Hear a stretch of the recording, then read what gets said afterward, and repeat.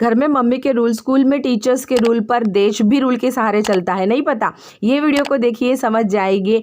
पर उसके पहले मेरे इस चैनल को सब्सक्राइब ज़रूर कर लीजिएगा। और चलिए।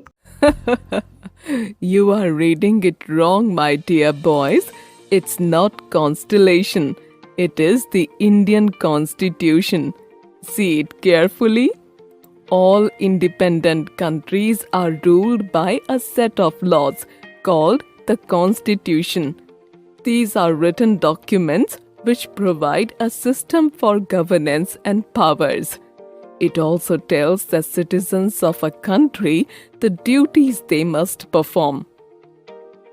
Oh, all right. So the Indian Constitution must be the set of rules India follows. Isn't that so, Grandma? Yes, Shiv. The Indian Constitution is a set of rules according to which the government of India functions. It was put together by a committee of 8 people. The head of the committee was Dr. B.R. Ambedkar. Have either of you heard about Dr. Ambedkar? Yes, Grandma. In school, we celebrate Ambedkar Jayanti every year on 14th of April, which is his birth date. Well, as I was saying, the constitution was passed by the committee on 26th November 1949. But it came into effect on 26th January 1950. That's Republic Day, Grandma. That's right, Shiv. We celebrate it to mark the date when the Constitution of India came into effect. Wow, that's very interesting to know.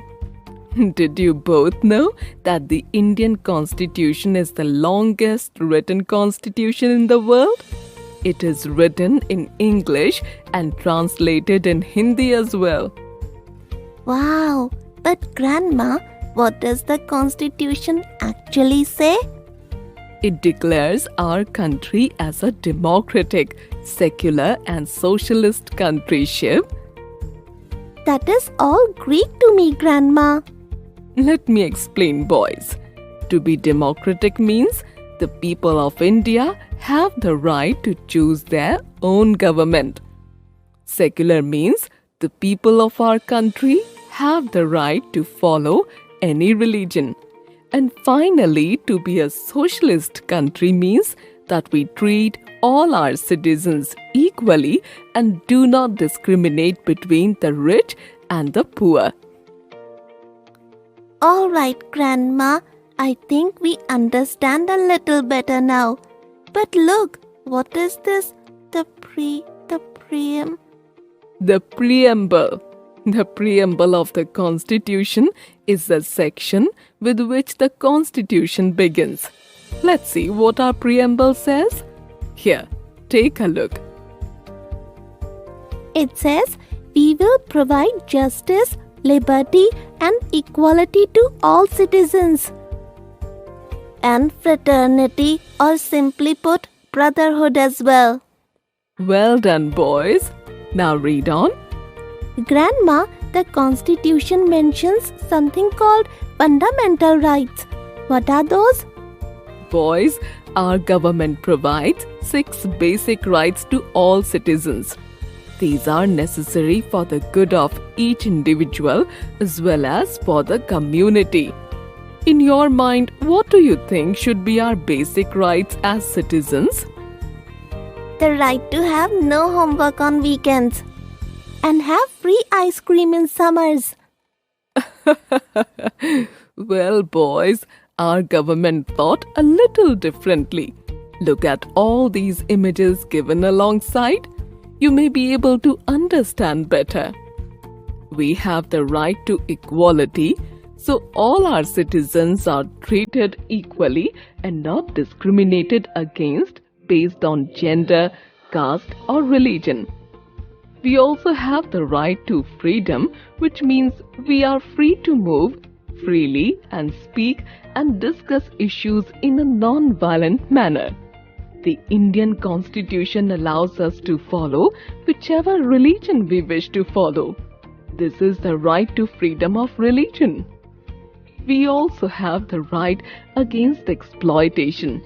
This means that exploitation of women, children, and slaves is considered an offense in our country. We also have cultural and educational rights. Since India is a country with diverse people and cultures, we allow the citizens to follow their own culture and language. They can also run educational institutions as a right. Finally, we have the right to constitutional remedies. This allows citizens to approach the court if they feel their fundamental rights are being violated. Dr. Ambedkar's committee put in a lot of thought for each Indian citizen, didn't they, Grandma? You are absolutely right, Shivansh.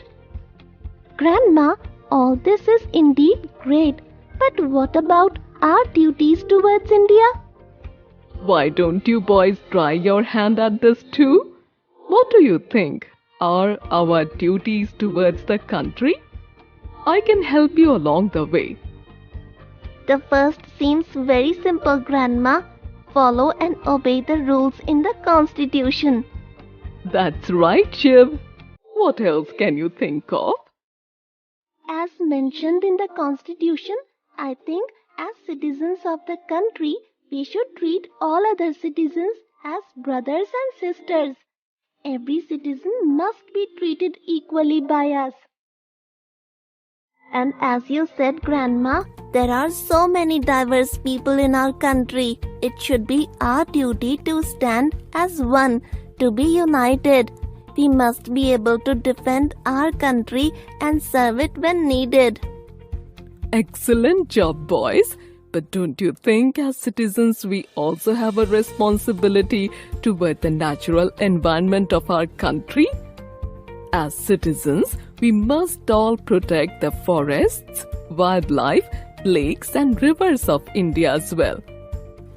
Yes, and do you remember the heritage walk we went on, Shiv? We visited some ancient monuments and buildings. There were small notices asking us to keep the environment clean and to not damage the property.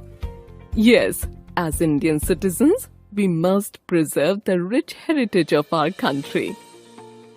Also, remember how we stand in attention when we hear the national anthem? Even in our cinema theaters? We must always respect our national anthem and our national flag. And last but not the least, Shubham and Shivansh, as Indian citizens, we must be compassionate towards all living creatures. We must always adopt the path of non-violence. Yes, Grandma.